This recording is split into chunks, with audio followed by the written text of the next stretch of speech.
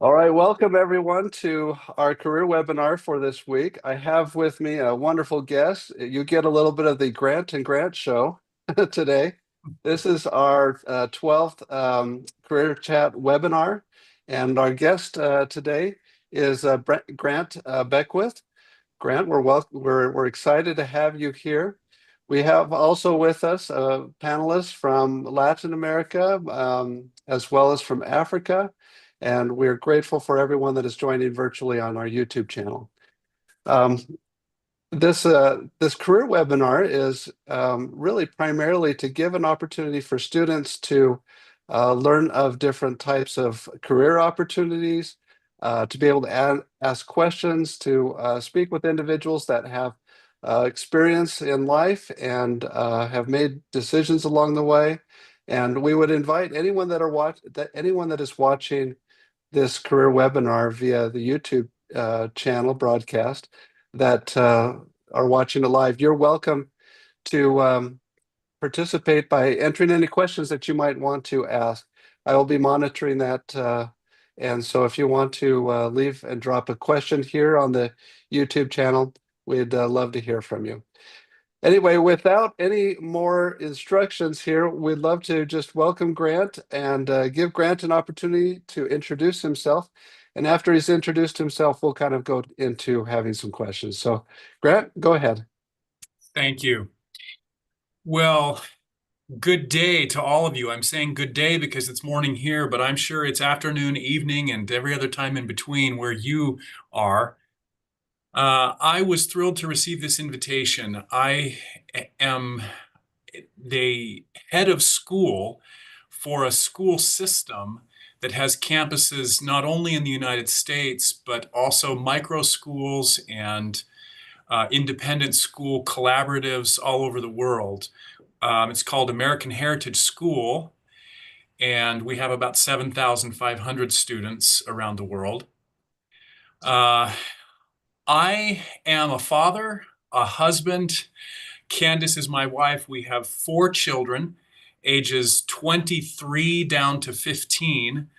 3 of them are out of the house. They have served LDS missions and are in colleges, different colleges. One of them is still in high school at one of the campuses of American Heritage School. I'm currently in American Fork, Utah. That's where my office is. And I started my career as a lawyer, an attorney. I practiced corporate law and did large business transactions in Washington, D.C. and New York City. I also worked as a legal intern in Moscow, Russia, and gained a lot of valuable business experience there. I did a lot of writing while I was in law school about Central Asia, especially Uzbekistan and Kazakhstan. I have traveled in the course of my work and my academic work to the Middle East, most recently in Qatar, trying to build some bridges between the Christian and Muslim education community there, and have had a significant interaction with communities, largely Latter-day Saint communities, of students and educators in the church in Central and South America, where we have micro schools, including in Guatemala, and have tried to get some into Venezuela, Bolivia, and some other countries there. I've been doing this for 20 years. I practiced law for 5 years, and then there was a pivotal moment. I was in Washington, D.C., practicing corporate law, doing big business, Wall Street Journal headline deals, big multi-billion-dollar mergers and acquisitions. I love my work.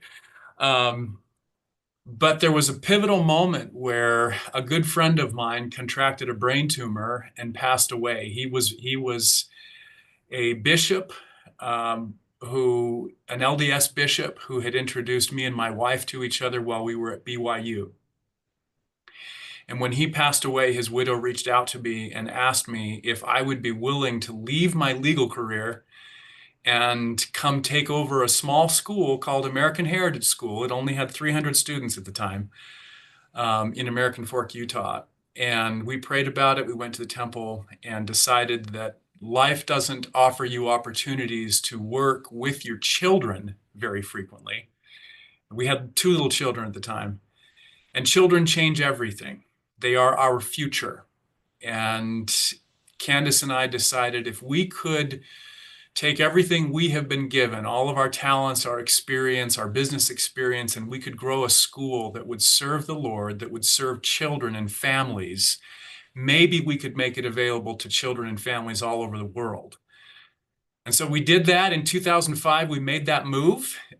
We took a huge pay cut, going from a corporate lawyer to a principal of a really small, K-8 school, kindergarten through eighth grade at the time.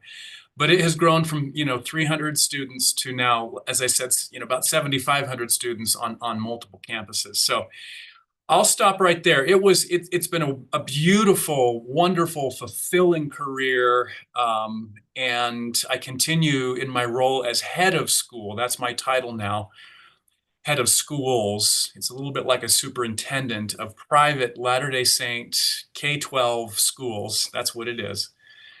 I continue to use all of the skills that the Lord has helped me to develop, and other people have helped me to develop. Great mentors through the years, amazing mentors, and continue to love my work. So thanks for the invitation to come.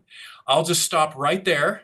I could certainly tell a lot more about my background, but I think that's probably enough to give you a sense for what kinds of questions I could help answer. Well, thank you, Grant. That's a wonderful introduction. I know that in our lives we're kind of faced in these crossroads of career choices, and that's been a fairly common theme as I've met with many students that are trying to figure out what career to go into, what decisions to make, and we all include in our lives a prayer, and we want to do what's right. And I love seeing those inspirational stories. Thank you for sharing that. We're going to turn to our panels, who are students, to ask some questions that they might ask. Again, we'll invite anyone that's watching live that would like to participate and to write in your questions on the YouTube channel. We'll take those as well. So Thank you. we'll turn it over to the students to ask questions that they might have. So Great. we'll turn it. I forgot to mention one other thing in my just summary of my experience. We have just sent many of our executives from American Heritage School, not many, we sent two of our executives for what's called our AHS Worldwide program. We sent them to Ghana, Accra, and Mali. And we also have relationships with schools in Kenya. So we have been exploring ways and talking with BYU-Pathway Worldwide. Grant, you were involved in at least one conversation there. But we have a great interest as a school in how to serve children and families in Africa as well. So we've already started developing those relationships and hope to continue those. So I just wanted to add that Africa is also very much a part of our vision and mission as a school. So maybe explain that just a little bit, and we'll give students an opportunity to raise their hands here. But explain that a little bit. When you say that you're working with, is it?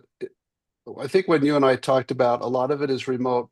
Maybe you can kind of explain a little bit of what it is that is unique to what you offer and how you're able to do that internationally. Sure. So American Heritage School is not just a school for students who come to physical campuses. We've also become a software development company. And we have built a learning experience platform, an LXP. We have, hired programmers and architects, computer architects and engineers to create a learning platform that allows for students to join wherever they are in the world and to be able to see a teacher who's providing both pre-recorded content, lecture content, but also real-time interaction with students and teacher in a mentored setting. So it delivers content, it allows gathering on the platform, it uses geofencing, which gathers people based upon their geographic location so that they can create communities. Because education is really about building communities with people. It's not just opening your head and pouring in knowledge. That's that's a myth. It's about relationships. And so this software we've built creates that community. And so we have started to visit with schools in Africa who may be able to use that platform and our curriculum to strengthen what they're doing in Kenya, Nigeria, Kenya, Ghana, and Mali, those three countries right now. That's great. Thank you for that introduction. Yep. I find that fascinating. So thank you. We're going to go ahead to Glory and give her an opportunity to ask her question. Go ahead, Glory. Thank you so much, Eva Grant, for that wonderful introduction. So it was inspiring. And my question is, I know that at the time when you were having the legal job and you were presented this offer, it was like a kind of hard decision for you to make. And you mentioned that you went to the temple. How did you get answers to know that, oh, this is the right thing to do? That's a great question. This is one of the moments in my life where I did not expect such a clear answer from Father in heaven. I don't expect for him to answer in visions and revelatory ways, although I believe in visions. I believe in the first vision. All of this, these are different ways that Father in heaven speaks to us. But this is one of the moments where I learned that Father in heaven has a sense of humor. Because I went to the temple with my wife, and when we do temple work, proxy work for the dead, we receive a name, a person for whom we are going through the temple. And the name that I received on that very day that I was praying about whether to leave my law career and become an educator, the name of the proxy person was James D. Schooler. And when I got that name, I just burst out in laughter. I think the temple workers thought I was being irreverent or something. But it was one of those moments in my life where I knew that Father in heaven lived. He was my father. He was aware of me personally, and he was answering a prayer. And I think preparation for the temple is a really important principle as well when we're trying to make big decisions in life. If we come prepared, looking for an answer, he will answer. So. Great. Thank you. Brenda, go ahead and ask your question. Oh, go ahead. Yeah, so I heard that they have this program of supporting young children. Is it young children or those children that are interested in going to school and they have no opportunity of going back to school? So actually have in Uganda, I've heard you in Kenya. Do you have plans of exceeding to other African countries? Because here in Uganda, there are a lot of kids who don't go to school. And if that opportunity came, would you actually help them also receive such an opportunity? Yeah. Great question, Brenda. Uganda is actually on our short list of countries where we feel like we could serve well. In fact, I was just in Paris with a family from Uganda who has just joined the church and would love to see. We call it our family school curriculum. We don't call it American Heritage School curriculum outside of the United States. But Uganda is one of the places where there is a little bit more infrastructure that we can use to deliver some of the electronic tools. But we also know that we need to create paper-based curriculum for many students in Africa, and so we have that option as well that we're working very hard on to make it more accessible, so that they don't need to have a laptop or even a phone to be able to access the curriculum that we've created. It's a great answer. I see a lot of heads going up and down and agreeing with you on that last point. Thank you, Grant. Daniel Obi, go ahead and ask your question. Okay, thank you. I think your experience are great. I just want to ask a question on what is a little thing you do daily that help you to be successful in your career? Thank you. Great question.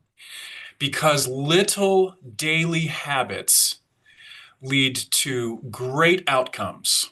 Out of small things proceedeth that which is great. That's the scriptural principle upon which your question is based, right? So when I sit down in the morning, I don't just have a task list, a to-do list. I have a to-be list. And my to-be list has my mission objectives in life that drive my to-do list. And my mission in life is more about my roles than it is about just my to-dos or my goals. My roles in life are husband, father, child of God, right?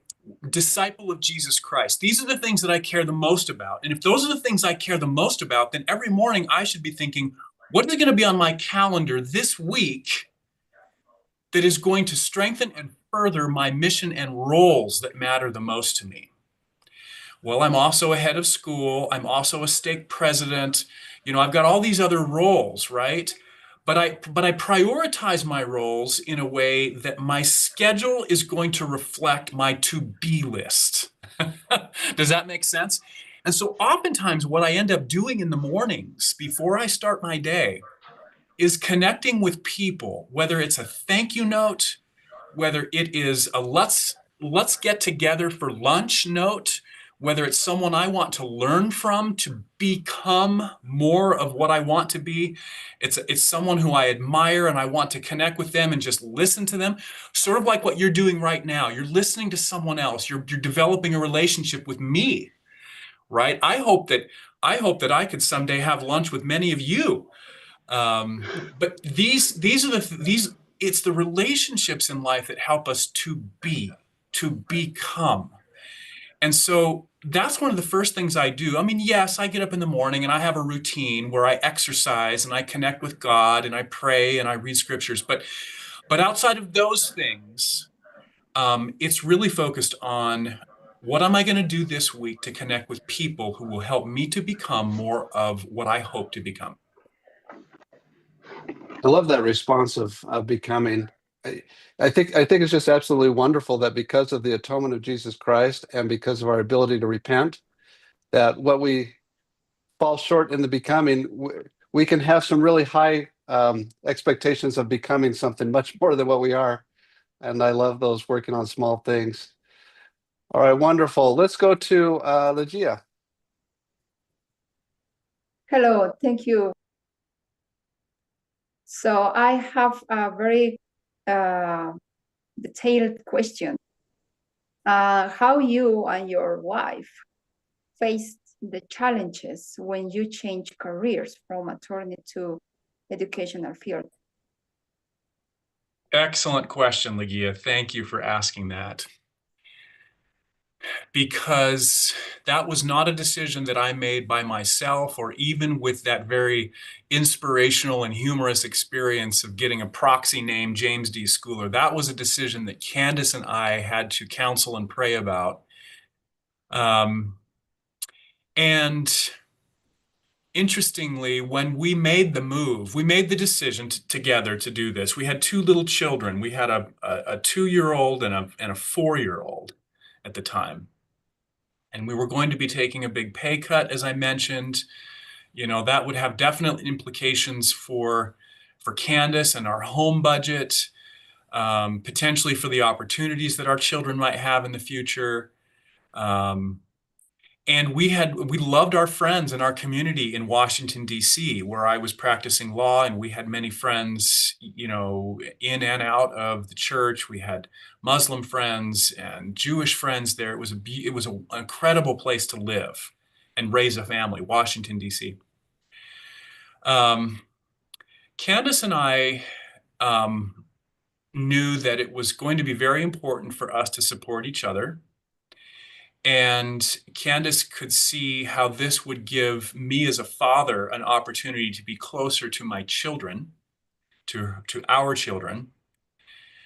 Because as a lawyer, especially in a large law firm, I wasn't able to control my schedule that well. It all depended upon what big clients needed. And if a big client needed something from me, even if we had a vacation planned, or even if we had dinner planned, or even something on a weekend, a Saturday or a Sunday sometimes even, that big client's demands would oftentimes cause me to need to put my other plans in my family in a place of rescheduling or getting back to them later. And so Candice knew that this would also help me to become closer to our children. When we moved and made this decision, moved to Utah, she had a hard time because we never viewed ourselves coming back to Utah. We actually were planning to move to London. We had been talking to law firms in London. We really wanted to serve and work overseas in a different country. She had served a mission, an LDS mission in France. I served an LDS mission in Russia. So we really wanted to be useful to the Lord in another country. And so moving back to Utah was not really on our radar. But we felt that Father in Heaven was moving us that way. And when we got here, we realized that this really was where Father in Heaven wanted us, at least for a season. And so we changed the way we viewed our goal from living overseas to creating an organization that would serve people in other countries. So we knew we might not live in other countries taking this job, but we certainly could serve families in other countries. And so we made that shift, trying to take our goals and our dreams and allow Father in Heaven's will for us to modify those dreams a little bit, right? Great. Thank you. Let's go to Matthias. Go ahead. Thank you, Grant, for this wonderful opportunity. So my question is, what is one thing that have helped you become very, very successful in your business in terms of your expertise? Right. Well, the answer to that question, what has helped you to become successful, depends upon your definition of success. If your definition of success is money in the bank, then I would say understanding the time value of money. But that isn't my definition of success. Yes, we did take a pay cut, but we still understand, we still understood that it's important to spend less than you make, save a little money and let it grow. So we understood that and we grew some money. And so we've been successful that way because we understood how money works. Basic budgeting, responsible personal finance principles, right? Personal financial management. Earn more than you spend, save, invest in your own business, right? But my definition of success didn't have to do with money. It had more to do with relationships. And my definition of success was someone who could help other people to realize their divine potential. And so, of course, making this shift to being an educator fit my definition of success more than being a lawyer. Although there were things I was trying to do as a lawyer even to help people to realize their divine potential. That's something and I think that definition of success was awakened in me as a missionary for the LDS Church. I started to see how dramatically a life could be changed and improved if they caught hold of the vision of Jesus Christ and atonement and correct eternal principles. So my personal definition of success became help other people to realize their divine potential and create relationships with people who recognize their divine potential. That to me is success. And so once I had that definition clear in my mind, then it was much easier for me to be successful in the right career, doing the right things. Does that make sense? Such a Yes, refreshing please. response. Yes, please. Thank you. I'm going to take a quick break, Grant, and I want to read a one or two comments from our audience that's watching here, and then we're going to come back to the panel here. One question that was asked by Carolina is, how can I obtain a job when my last job was a long time ago and my experience is not updated? What would you give to someone that might be coming back into the career after they've been out for a while? I'm sure that you work with a lot of people kind of in that area. What advice would you give them? Excellent question. Thank you, Carolina. So I do job interviews on a weekly basis. In my 20 years, I've probably interviewed 1,000 people for jobs ranging from teachers to business officers to, finance and legal, executives in our various departments. And many of them were in this very situation of having done something else for many years or cared for children for many years, especially in the education business. There are many mothers whose job is to care for children. And not only their job, it's their calling in life, right? And then when the children are out of the home, or when they find themselves in a situation of being a single mother needing to provide, or a single father, I've seen both, of needing to provide for their children now and make money through a career so that they can provide for their children, they come and they interview for a job. And sometimes they do not have recent experience or recent applicable skills in the job for which they are applying. And here's the way I look at those candidates. And here's what you can do if you're in that situation or you're counseling someone that's in that situation. Don't apologize for developing your skills as a mother. I'm going to use this example of mother because this is the most frequent case like this that I've seen. But you can apply, this translates to other circumstances as well. Don't apologize for being a mother for 10 years and now applying to become a teacher. What you do is you think about all of the transferable skills that you have as a mother.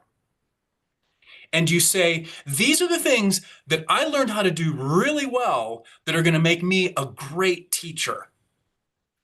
I learned how to develop relationships with children. I learned how to heal children. I learned how to teach children. I learned what works with discipline and what doesn't work with discipline. I learned how children behave when they're with other children. I learned the dynamics of boy versus girl and girl-boy relationships when they're playing, right? And I'm sitting here as a hiring manager, I'm thinking, wow, she has learned some of the most crucial things that a teacher needs to learn, right?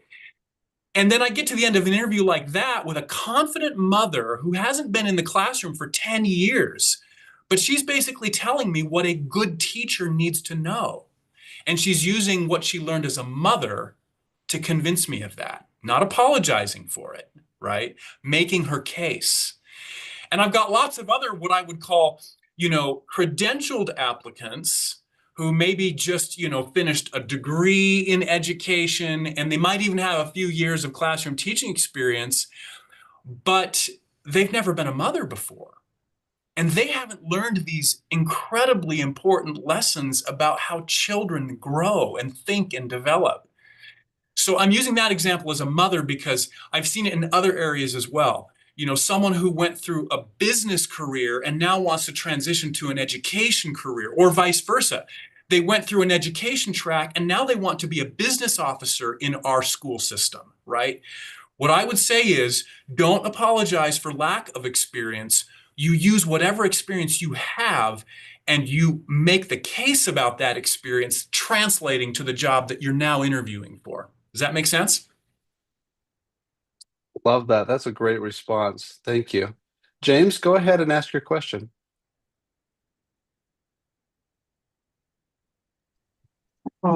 Thanks a lot, Brother Grant, and for the wonderful experience that you have. I love your story.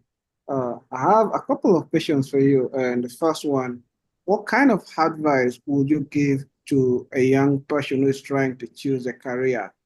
and what will be important in making that decision? Because we have the situations where like people face a lot of pressure. Some other parents or relatives force someone to choose a career that pays more money than what you have. So what kind of advice would you give to such a person? And then the second question, in your life, have you ever felt at some point that you'll be able to switch your career from being a lawyer to something else? Or have you ever felt a little bit confused when you were choosing your career in your life? And then the third question, how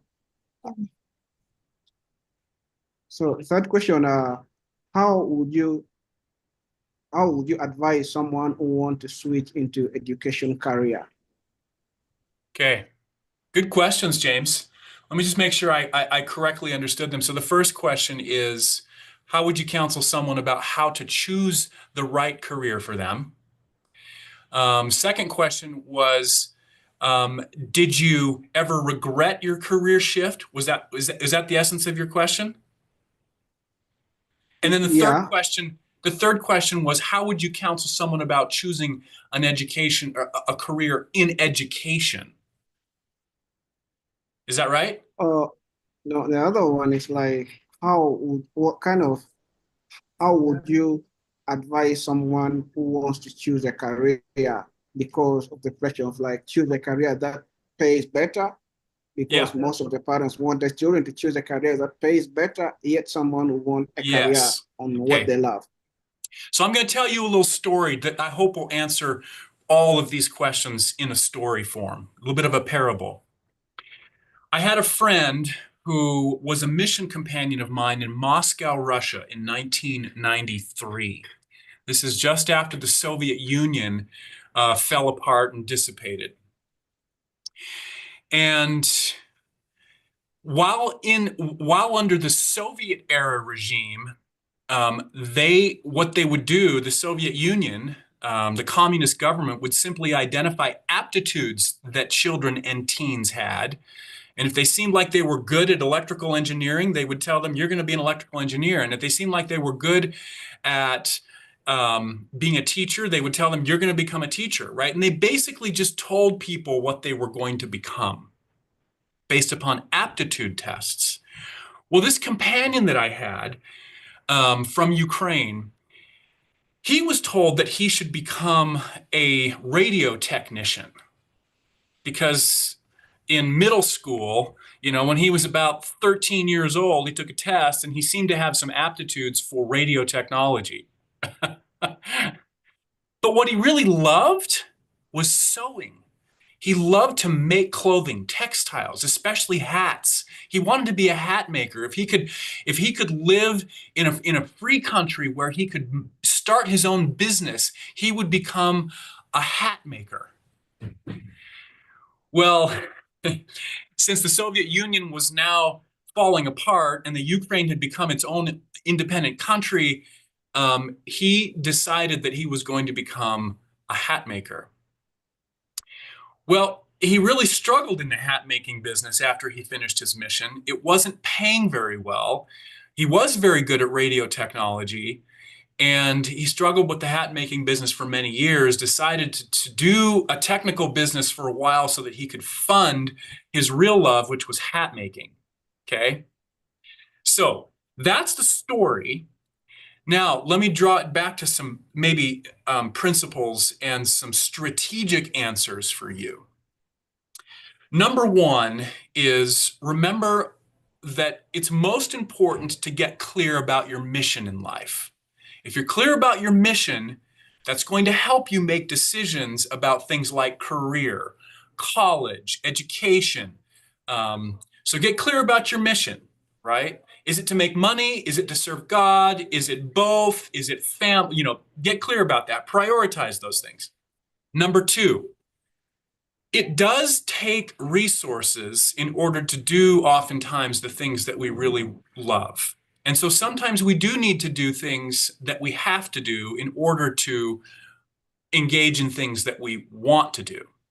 But if you can marry the two, if you can find out what your aptitudes are, the things that you're really good at, and then also add to it a component of something that you really love, then you've got the secret sauce, right?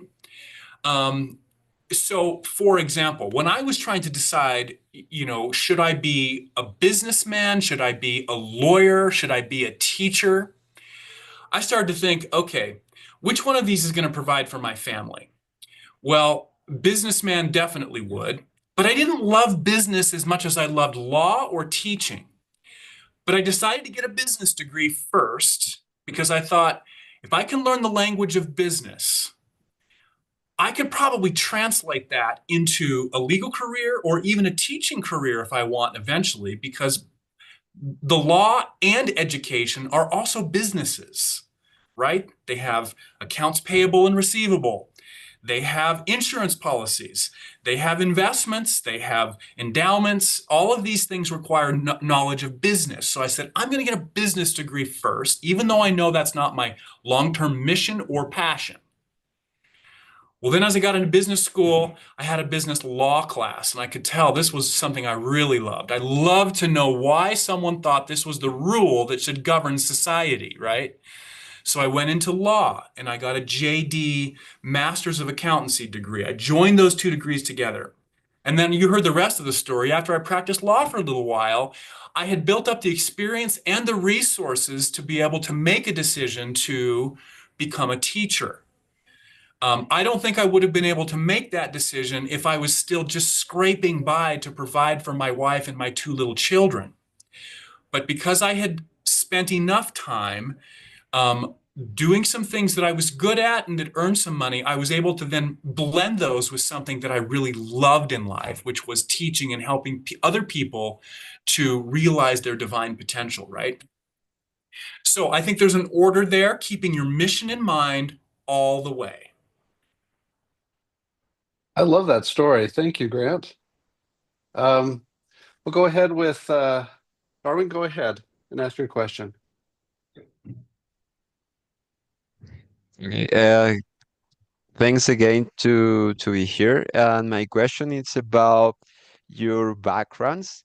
I hear a lot of successful story, and I noticed that with your backgrounds in business, education, and international connection you built, what's one thing you've learned about forming strong connections? Yeah, this is a $1 million question, because you're asking, how do we develop strong relationships in life? And there have been leadership books by the thousands written on this topic of how to create strong relationships. And here's what I'll say about this. I believe that at its core, the gospel of Jesus Christ is the answer to your question. Because when Jesus Christ came to the earth, he was trying to teach us how to love better. And that's what relationships are about. That's what connection between human beings is about. How do we love each other on a deeper level? How do we not just use each other to get ahead? How do we not just look at someone as being a rung on a ladder? Oh, I have to get to know that person so that I can make a career move. I'm going to use that person as a reference, right? I mean, that's okay. It's okay to use people at some level, but don't abuse them. And it's even better if we look at every single person as a brother and a sister with divine potential and majesty, whom, if we really knew how amazing they were, like, I'm looking at each of you and I'm thinking, like, I would love to get to know you better because I see majesty in you. And if we start to see people that way, then our connections with them, not just our business connections, but our holy connections with them work better, right? And so at the essence of relationship work, which is the key to all success in life, is understanding how Jesus viewed people. And he loved them like a God. That's why the first commandment is the first commandment. Love God first, understand his love, and then love people that way. Do business that way, right? Do family that way. Do conflict resolution that way. Do hiring that way. It is the way. So if I may build on the question that Darwin asked, Grant, President Nelson in our last conference talked about having confidence before the Lord. And in our career chats, we talk a lot about networking and building a network to kind of increase our opportunities for jobs and careers. It adds value to, what we are if we have a really strong network of individuals that can help us solve problems and can provide opportunities. What advice would you give as you work with people and you love people as our Father in heaven loves us? We're not perfect in that, but we strive for that goal. What advice would you give to individuals that maybe it's not natural to just go out there and connect with everyone, or it's not like, maybe they're an introvert a little bit, or maybe it just is a struggle Yep. to Great just question. kind of like cold calling. I wouldn't be a good salesperson, but there are people that are good at that. What advice would you give to someone where they're a little bit more timid? They don't have all the confidence to go out there and Totally. start networking with other people. So 3 things. Number 1, just make it a habit that once a week you're going to meet someone and just ask them to share their story with you. What you're doing with me right now, you can do with anyone on a one-on-one basis. People love to share their stories. So if you're not comfortable going for a lunch appointment with someone, or you're not comfortable talking business with them yet, don't worry about it. Just say, I would love to learn from you. Would you have 30 minutes for me to just hear you tell your story and how you succeeded, right? So what you're doing now on this call, you could do with anybody in your community or worldwide. They'll give you the time, I promise, okay? So that's number 1. Just make it a habit, at least once a week, visit with someone you don't know, listen to their story. Number 2, when networking, this word networking has so many different, perspectives to it. And there's a lot of baggage to it and everything like that. What I would say is, don't go into networking thinking, what can I get out of this? What can this person help me do? Go into it thinking, what could I help this person to accomplish? Is there someone that I could introduce them to? As I listen to their story, is there someone whom I'm aware of that they might like to know that might help them as well, right? Okay. And then the third thing is just understand that there are going to be various, networking situations where you feel like a failure. And that's okay. I remember one time being in a room where my job was to meet new people. The law firm sent me to go meet new clients. I was supposed to raise business. It's called business development. And I went into this room and I walked up to this man who worked for a business, and he would have been a great client. And I walked up to him and I wasn't sure what I was going to say, but I was young and I was inexperienced. And I just walked up to him and I said, "So, tell me about your family." That was my question to him, my first question. And he looked at me and he said to me, "Son, you don't have time for that." And he said, "I don't have time for that." And he walked away. And I was like, okay, I asked the wrong question. And it's okay, right? Like, there's going to be some meetings and some networking events where you just feel like, yeah, that didn't go so well. Don't give up.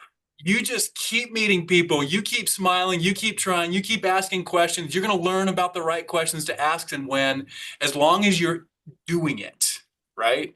In the habit of meeting people and loving them and serving them, right?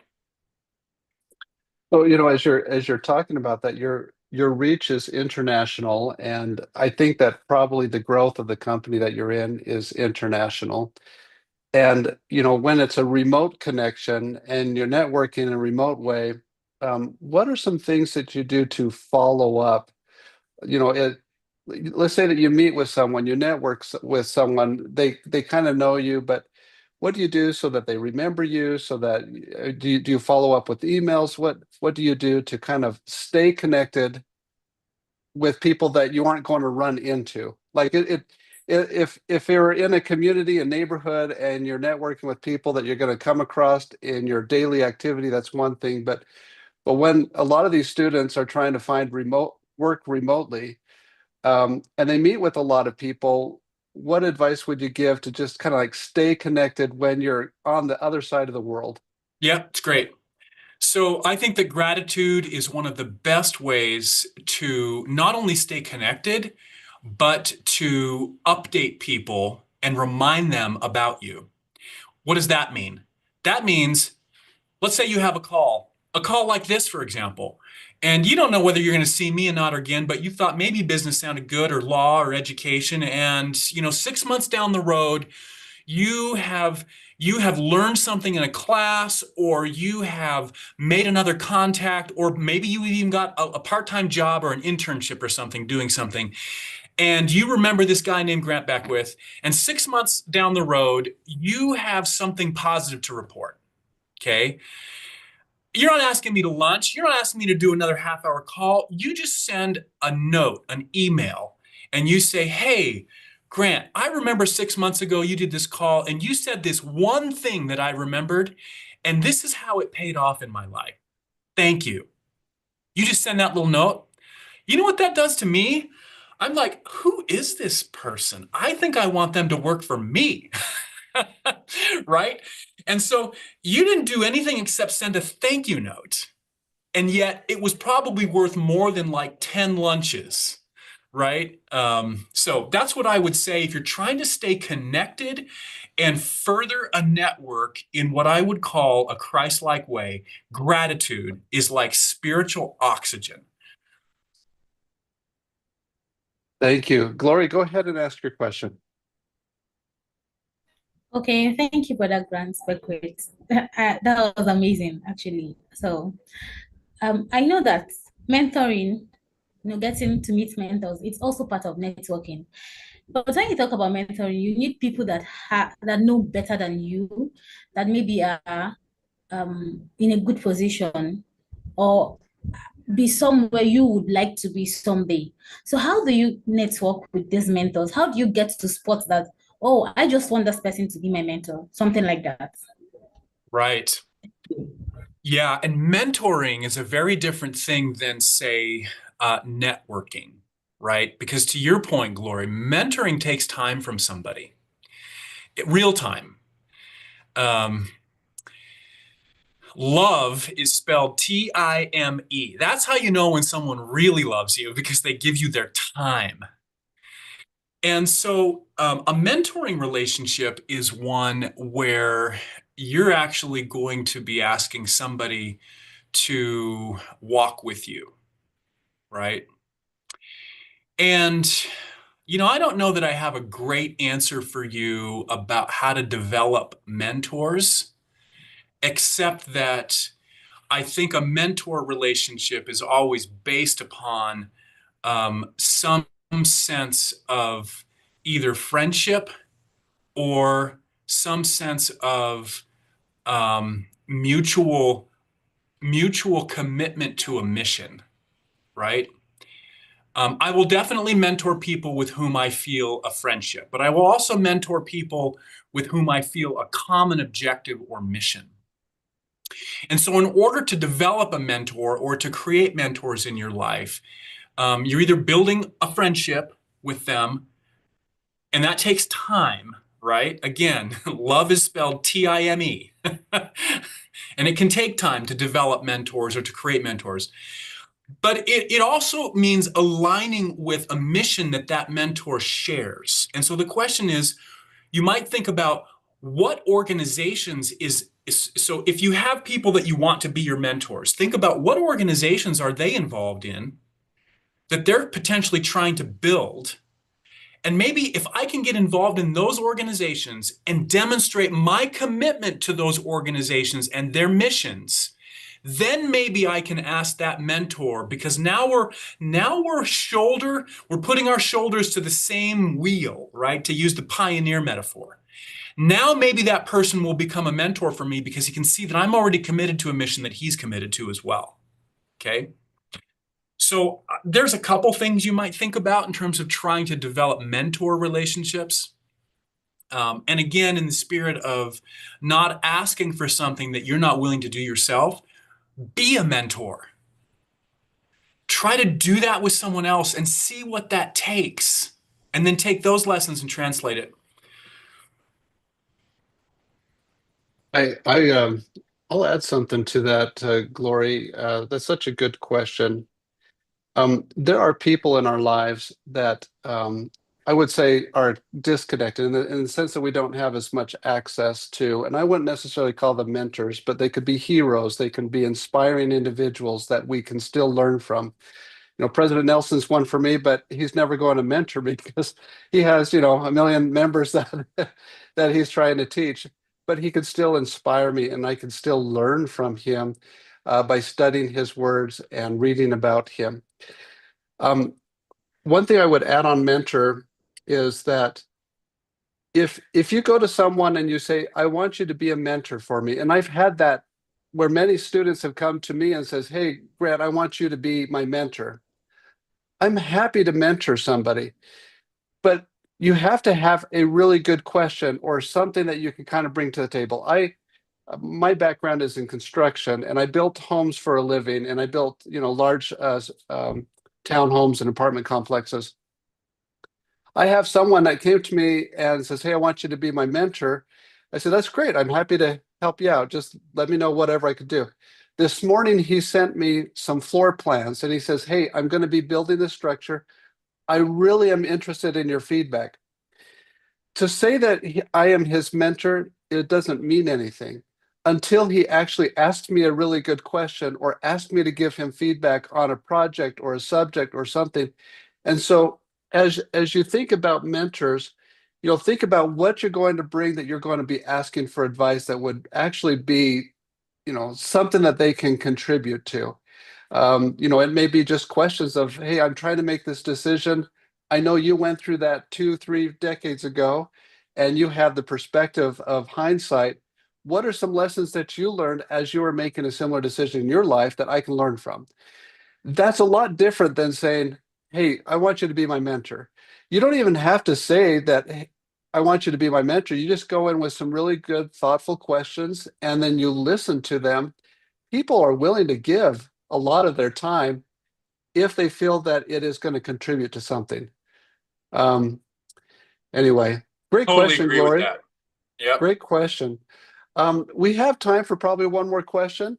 So let's go with Atong. We'll give you the last question, and then we'll give Grant an opportunity to share some closing comments and maybe finish with his testimony. So go ahead, Atong. Thank you, Elder Grant and Grant. Those are like very nice stories and thought that we really learned a lot about shifting career, because like it's really a scary step to step into. Yeah, just my question is just something simple. It's about like, what did you learn about yourself through this career change? Is there anything that you learned, Grant? Oh, wow. Never know. Maybe you become an elder. I just called you Elder Grant. Oh, no, I'm not. I don't go by elder. And Grant is great. Thank you. I love that you're even sensitive to that. Okay. And what a soul-searching question that is. What did I learn about myself? Well, it's interesting that it takes real courage sometimes to follow your heart. You would think that if your heart really wants something, it would be easy to do it. But there was so much financial security in my law practice. I really had my future taken care of financially, but my heart wasn't in my work. I would go to work. I would work on big deals with big wealthy clients. I felt like I was helping billion-dollar companies to become $10 billion companies, right? It just didn't matter that much to me. And when I made that change to becoming a educator and a teacher, I actually recognized how unhappy I really was, even though I loved my law practice. I really did. And I would say I was happy, right? But until I had the courage to follow the Spirit, to make this change, I didn't realize sort of how much I was just treading water instead of really swimming with all of my heart, might, mind, and strength toward an island.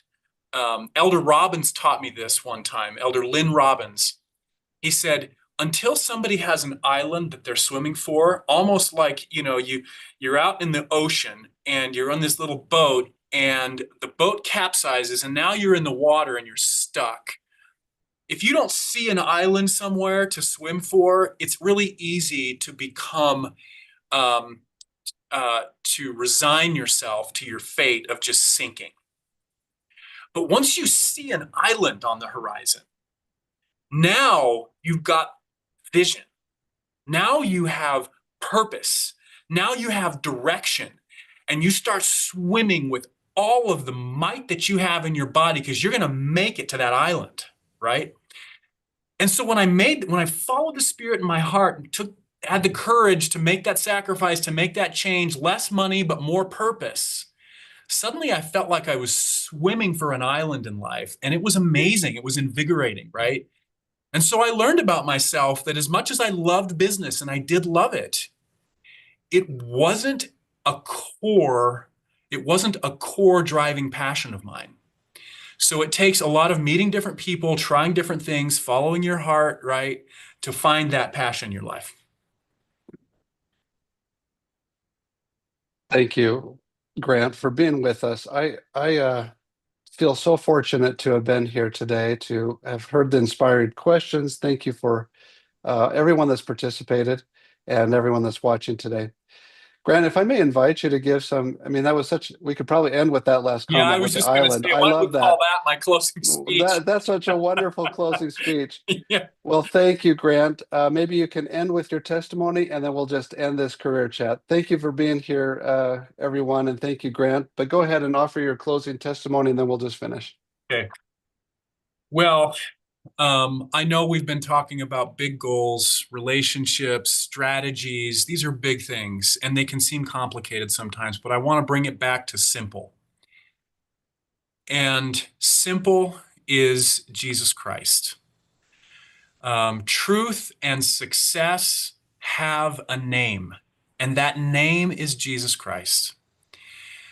He loves us unconditionally, and he is gentle with us.